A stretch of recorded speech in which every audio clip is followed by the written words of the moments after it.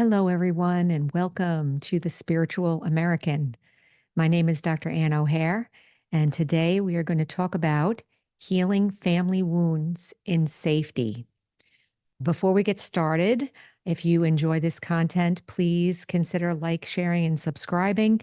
It helps us to reach more people. And also, if you're sharing with your friends and family, that will help them as well. Healing family wounds in safety. It's a big topic. I think that we all have different levels of, let's say, hurt or concern related to family. I know some people that have a really good family life. Some of us have had challenging family experiences still, maybe some relationships are working great and I feel close and open and trusting. Maybe some I haven't spoken to people in a long time, or maybe I still have hard feelings and it's hard for me to even think about them in a positive way. So today we're going to talk about the importance of family.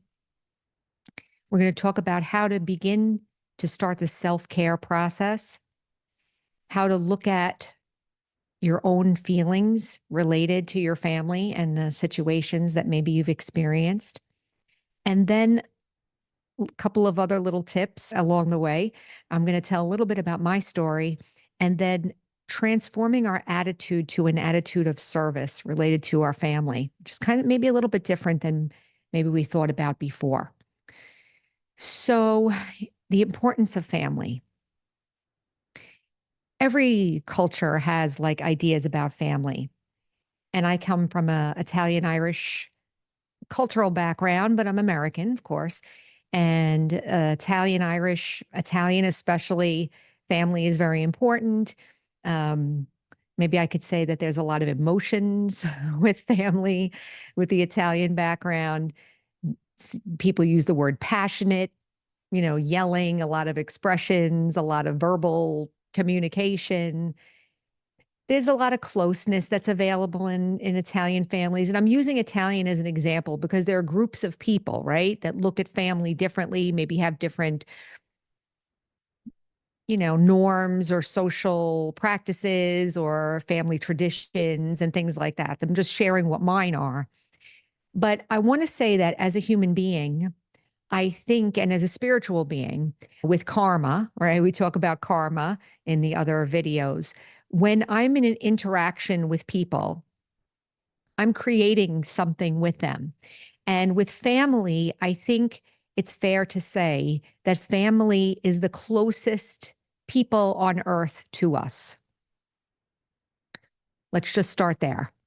Whether we like it or not, whether it feels good or not, sometimes they say blood is thicker than water, or, you can't choose your family, or you can't divorce your family or something like that.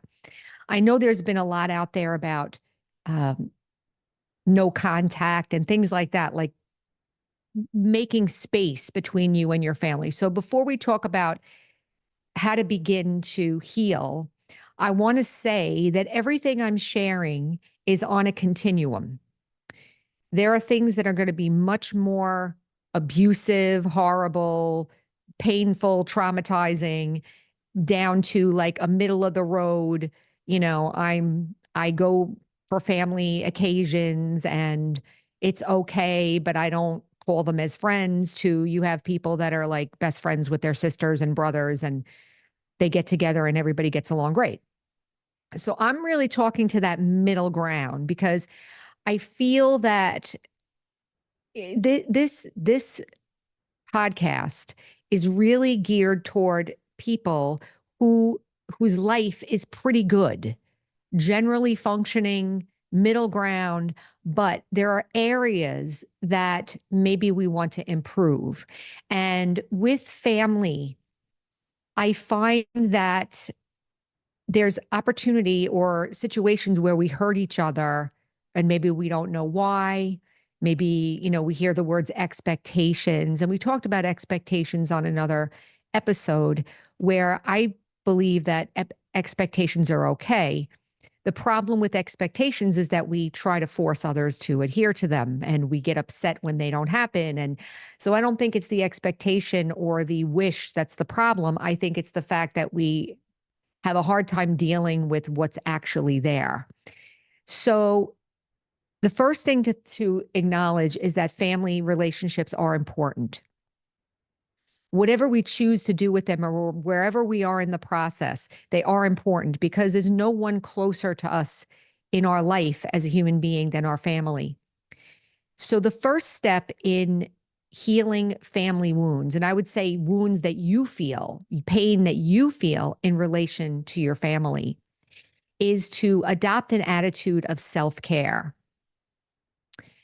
And what do I mean by that? Now, you'll also notice on these podcasts that I'm not telling you what to do because each situation is different. So, what I am going to do and what we are going to do is practice looking deeper into how we feel to get insights that will maybe move us towards ideas about what to do. So, the first idea that we want to bring up is this idea of self care. Now, I'll share a little bit about myself. So, for me, I grew up, like I said, here in the United States, in the Northeast, and my parents were educated, and my sister and I were raised to be educated and self sufficient and so forth. And we're Gen Xers, so we grew up in the 80s, that kind of thing. So, you get like a sense of like the timing that we grew up. One of the things that I felt growing up is that I didn't feel, and this is nobody's fault, this is just how I felt. I didn't feel like I was able to be myself fully. I felt like I had to adjust to other people's behavior or feelings or whatever. That was my coping of my childhood. That's how I dealt with it. So I changed and I kept changing the way I think and feel and act, and so that I would get along with everyone, and so that there wouldn't be, or I was thinking how I can fix them. I hope I'm not alone in this. These are two of the main things that I experienced. One is that I would adjust myself to try to match them. And the other thing I would do is try to fix them. So I was judging them and also trying to stifle myself so that I wouldn't have any conflict with them. Because of that, there was a lot of pain growing up, and I developed a personality, a kind of a personality, which now part of the spiritual process is to take a look at your own personality that you created and take a look at it in a way that's non-judgmental, that's merciful and loving and with understanding and spiritual knowledge. So one of the things I had to do was I had to not blame anybody for how I felt in my childhood, which I did. I don't blame anybody for how I felt or how I experienced it. But then how do I heal those feelings? So for many years, I was not comfortable around certain people in my family or anybody in my family. As a matter of fact, sometimes I don't feel comfortable around people, you know, and I want to say in general, but a lot of those old patterns will come up when I'm around people, different kinds of people, different situations, and so forth.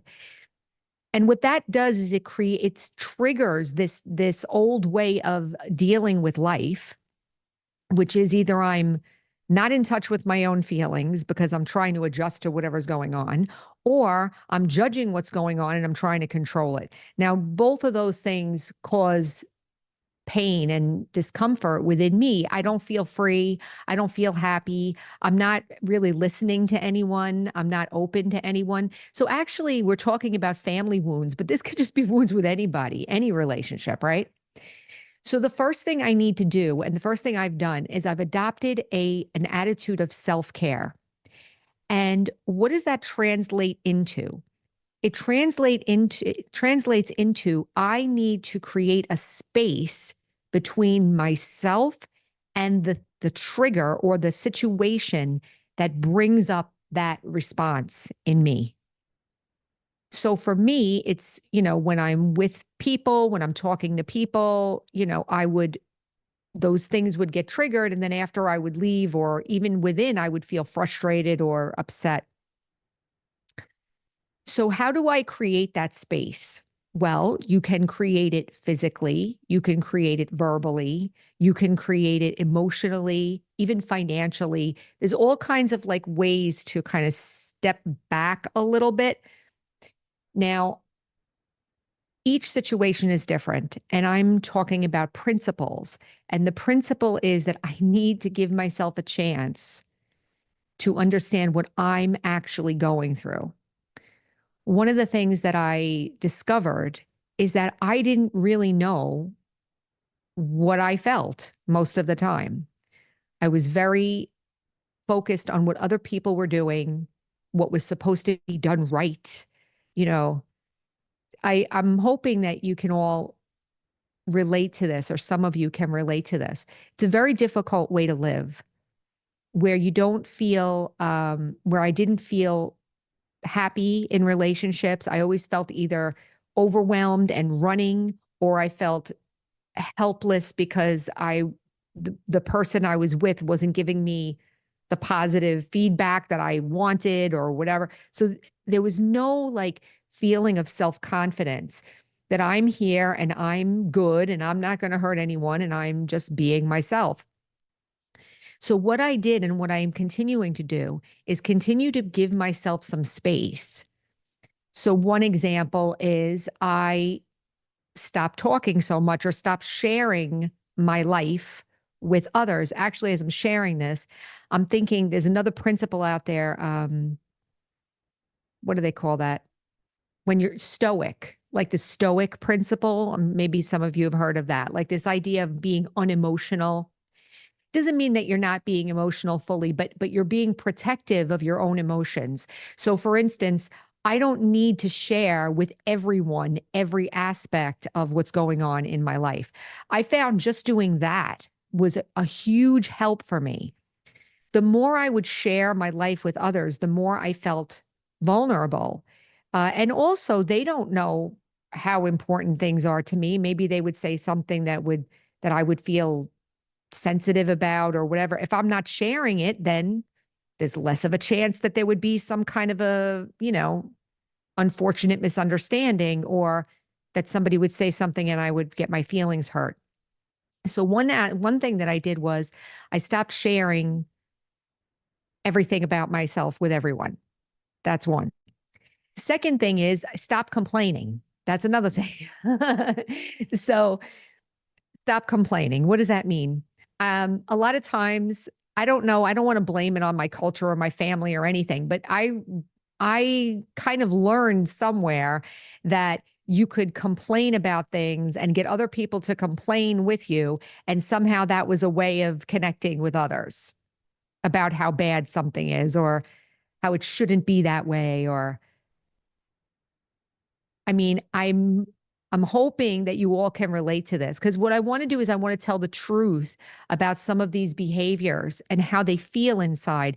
I'm not talking about family in particular, but you can see how those behaviors would also put a strain on family relationships. If you have a relationship that's so close, right? Your family is the closest relationship you have in this world. And if I'm complaining all the time, or if I'm acting needy, or if I'm acting controlling, or where are they going to go? They can't divorce you. So, and where am I going to go? Right. So same, it goes back and forth, right? But I'm only in control of myself. So self-care, pulling it back. I'm not complaining anymore. I'm not sharing every single aspect of my life anymore. Another thing I can do is stop asking for things. Because when I'm doing this, as I'm pulling back, I'm starting to get a sense of my own self respect, which is another thing. We have to get an attitude of self respect and respect for others. If I'm reacting all the time, it's very difficult for me to feel self respect or respect for others. So we need to pull it back. So, right now, I gave a bunch of examples. So, complaining, sharing too much, um, sharing being judgmental. That's another one. Being judgmental and sharing it with others, like sharing with others how bad things are and feeling like that's a way to connect. Another thing, sometimes if someone asks me how I am now, I just say, I'm great and leave it at that. Or just say the word yes, or just say the word no. I think that all the talking and all the sharing created a lot of feeling of weakness. And also, it's kind of overloading the other person. And if you think about within a family, if there's a constant overload, whether it's judgment or negativity or complaining or oversharing, burdening, that's a strain on the relationship. So what I have done is I have taken it upon myself to transform my relationships within my family by pulling back, doing what I just said, like keeping it short, and also the other thing is getting in touch with what works for me. Because one of the things that I had done in the past is if somebody needs something, I would just do it and not ever take care of my own needs, ever. So I would, not eat or not sleep or not do my homework or not do my work or something like that because somebody wanted something and I would be out there to do it. That's a very unhealthy thing. Um, there's members of my family that are very good at this thing, like this personal boundaries thing. I had to learn it because I didn't have any personal boundaries or hardly any. But having personal boundaries meaning that you can say to the person, "No, thank you. I'm not able to do that." You know, but be genuine. This is the other thing. Be genuine about your boundaries that you're setting. Now, in these boundaries and these self-care things, anger has no place. I'm not blaming anyone. I'm really just trying to figure out where my own boundaries are in terms of giving and taking of energy. I think that's kind of the main principle of this is that within families, the giving and taking of energy is so intense and so close. It's very hard to escape that kind of closeness. So if I just gently pull myself back, attitude of self-care, and begin to look at where I maybe can pull back, you'll know the areas where it's too much. They're the areas where it hurts or where I feel out of control or where I feel resentment or where I feel sad, you know? Sometimes we feel sad about our relationships because they're not fulfilling or they're not making us happy. One thing I can tell you in this process that I've experienced, and one thing about the law of karma, like I promised you that I'd share with you tidbits of knowledge as we went through this, that the universe or whatever you want to say will always give you an opportunity or another chance to make it right. So if you try to pull back and there's a reaction, or maybe you didn't do it right, or maybe you were a little angry, or maybe you were a little abrupt or something like that when you were trying to set a boundary, don't worry. There's always going to be another opportunity to do it right. And as we reflect and as I take care of my feelings and as I practice these pullback techniques, little by little, I'm going to gain my self-respect. I'm going to learn what I need and how to ask for it, or not ask, but how to express my own existence within that relationship. Yes, I'm here. And yes, this is what I can do. This is what I can't do. This is how I feel, and just be like unapologetic. I remember one time I was sharing with someone that I had been, uh, holding back some information, which is weird because usually I would be telling everything, but I was trying to manage my boundaries. And the person said to me, well, why don't you just be yourself and say what it is that, you are, say what it is. And I, I had to tell the person, I'm working on it. Like I'm working on it. I've seen a lot of videos out there about complex PTSD and all kinds of stuff. And I'm not going to do a psychological label here. I know that some of these symptoms and things that I'm talking about may sound like I'm doing psychology. I'm not looking at it from a psychological standpoint. We're actually going towards a spiritual standpoint But the main issue, the main thing is that I'm taking full responsibility and I'm getting in touch with how I really feel, which is the last thing I'm going to share. Get in touch with my real feelings. So, as we talked about in the karma episode, the red pill of karma is that I don't blame anybody else anymore for anything I experience. I'm looking at it myself. The self care attitude will help me get those boundaries going. I'll learn how to pull back my energy a little bit so that I can take care of myself. And then I need to be loving and caring to my own feelings.